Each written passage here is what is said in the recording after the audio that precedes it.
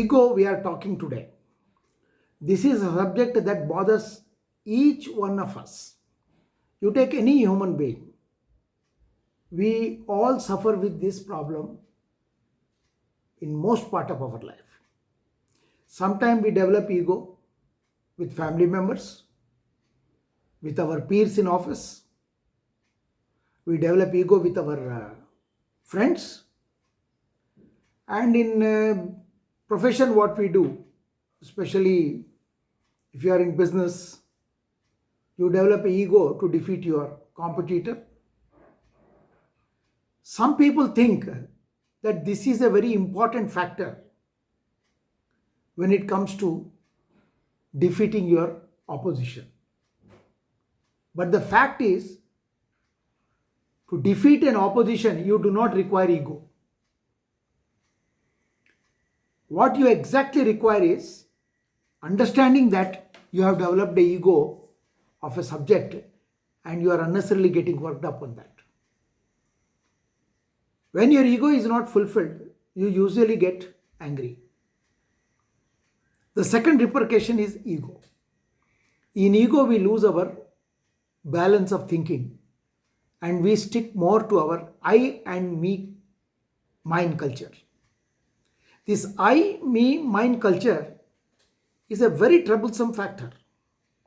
It takes you away from we, they, together, ourselves. This all removes and comes out only me, I, mine. The very words they give you the indication that this man is highly egoistic. There are people who are passive egoistic and there are people who are very aggressive. What I am going to today tell to all my audiences, friends, ego is destructive and it is nothing but self-created misery. When I was a very young student studying in the school, the first ever good subject that I learned from my teacher is how to overcome the ego. And he gave an extraordinary example those days of ego. And my favorite poet and a great saint of India, I consider him as one of the best management experts who has ever been born in this soil and taught every one of us what is ego. This person is none other than Kabir Das. He says in one of his poems, Tinka kabhu na नींदिए. He says, Tinka kabhu na नींदिए जो पावंतर होए, कभू उड़ी आखियन परे तो पीर घनेरी होए. What does it mean? It means the small dust particle which exists in the road and we do not consider it as of any importance. We walk with a great feeling of being big and bigger than the dust particle. But have we ever imagined that what happens to us if that small dust particle falls in our eyes? It causes awesome pain. That pain inflicted by that small particle of the dust shakes us and we run helter-skelter to get it cleared from our eyes. So this was taught to us in our school days. I remember must be in class 6th or 7th. And when I grew, what I found ego causing great damages. What are the basic damages the ego causes? One small story I have to tell you. This story is about two sisters. One sister's name is Diya. The second sister name is Agarbatti. If you talk in English, one is a lamp which is usually lit up in a temple, and the second one is joss sticks or incense stick which gives fragrance in the temple. Every day Pujari comes and burns the lamp as well as the agarbatti. And every day Diya, being the eldest sister, she taunts the younger sister Agarbatti, that look, I am the one who gives light to the God. Look, I am the one whom everybody gives highest respect. What are you after all? You are just a small stick. And your always second preference is given. But I am considered to be a Paramajyoti.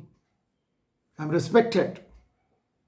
So this is a daily routine. Whenever the diya is lit up and the agarbatti is lit up, the diya as elder sister keep on taunting and hurting agarbatti, and agarbatti receives the entire comments with humility and humbleness, never retaliates back. It so happened one day the pujari has some work. So he lit up the diya and agarbatti, finished his puja fast and left. By the time he returned back, suddenly a gush of wind came in. You can call it a storm or a wind blow, which entered the temple and blew that lamp. The moment the wind blew the lamp, agarbatti fragrance started spreading everywhere. The reason was very simple, because the wind was gushing inside outside of the temple, and whenever that is happening, the fragrance of the joss sticks, the incense stick, the agarbatti is spreading everywhere. And now lamp cannot be lit up, because unless pujari comes, there is nobody to do that. So joss stick asked, Didi, Akka, oh my dear sister, you were always telling me that you are greater and you give light to everybody. Even God depends on you. What happened to you today? What happened? Wind has blown you out. But the same wind which has blown you out has taken my fragrance to much more distance than every day it was doing. Was it not your ego, sister, that you were always undermining your younger sister?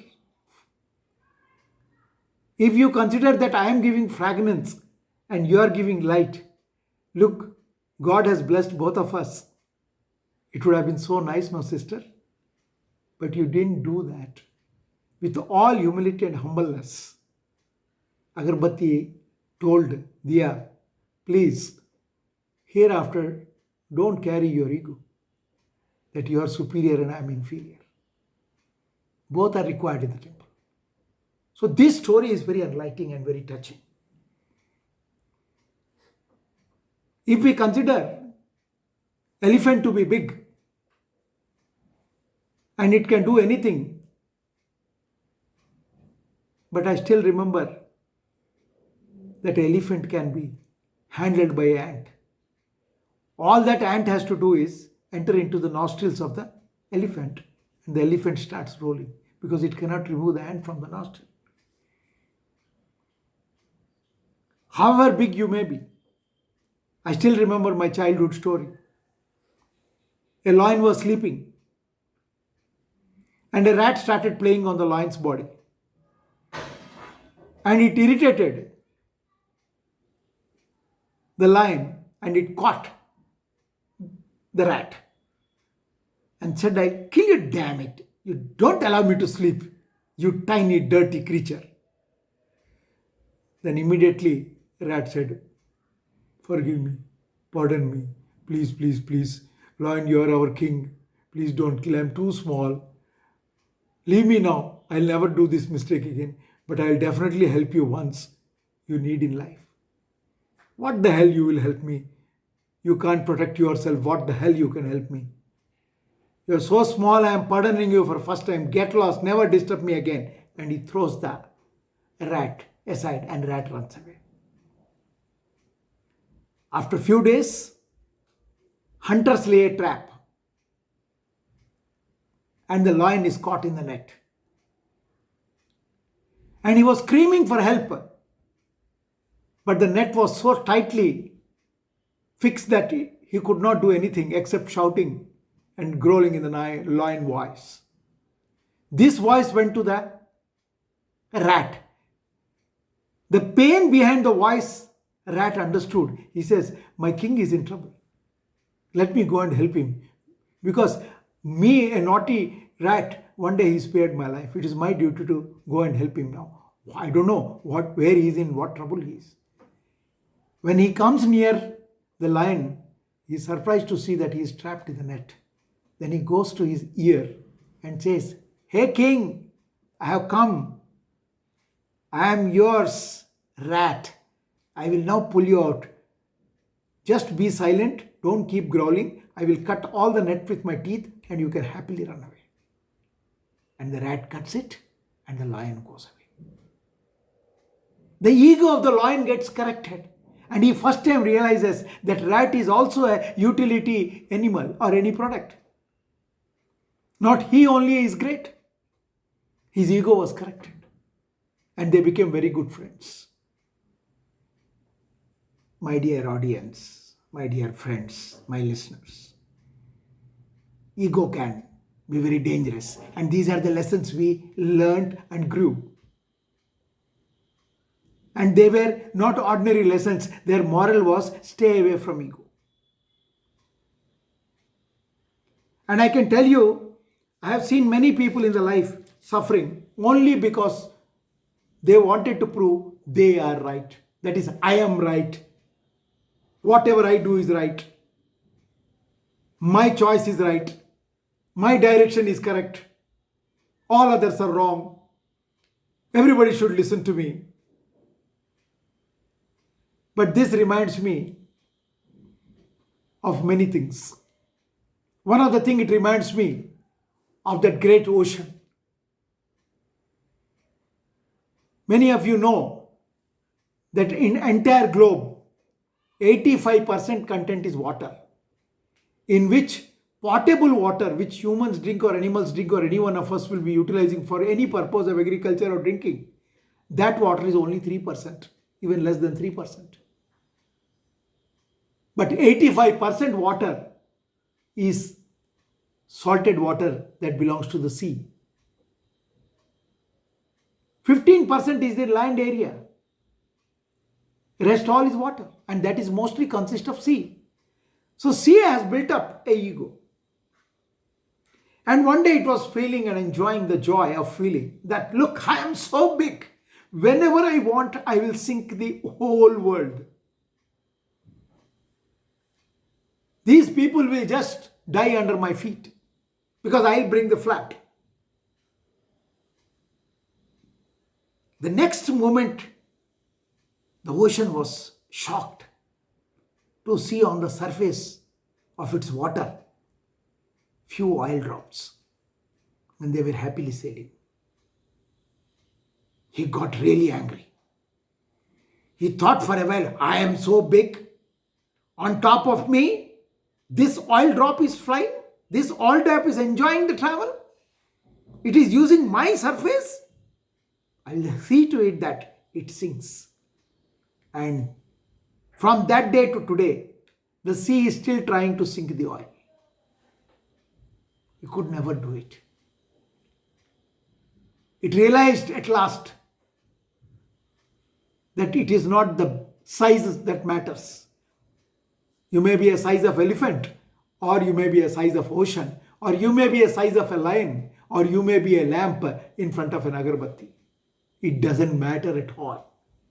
What it matters is, you watch your ego, then the rat becomes friend and nicely bites the entire net and makes you free. The oil becomes friend, then it happily sails.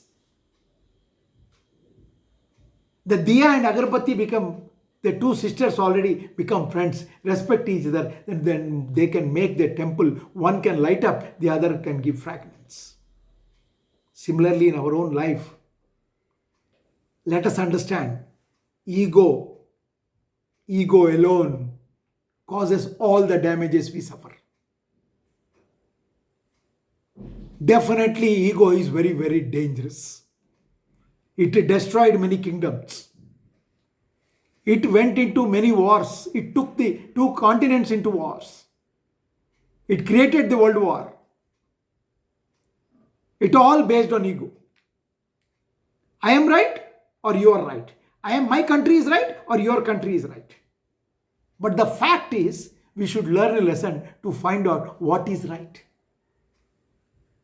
Not who is right. I am right, you are right is not there. It is what is right. If we can come down to the conclusion and understand what is right and what to be done at the right way, then our ego will not exist. As long as we debate, I am right and you are right, this world will suffer with ego. Let us not teach our successive generations ego. Let us teach them the humbleness of Abdul Kalam, humbleness of Swami Vivekananda, humbleness of the great scholars world over. All those people who had the humbleness, they were the people who were successful. So my advice to all of you is, before I conclude, I was picking up something and today I saw one nice poem on a small stranger, but it will be very useful. What ego tells you. It is in a Hindi poem, but I'll tell you. मुझे डूबना मंजूर है. The poem is, मुझे डूबना मंजूर है. And this poem's ego himself is telling this poem. मुझे means ego. अहंकार कहता है मुझे डूबना मंजूर है, मगर किसी के आगे झुकना मंजूर नहीं.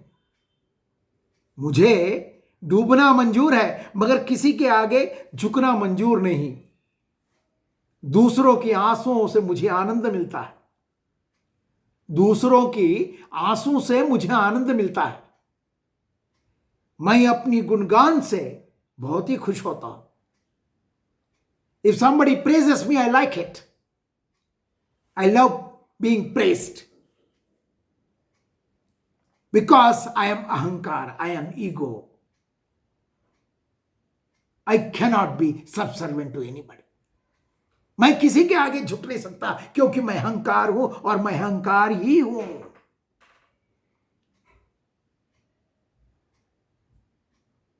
Thank you.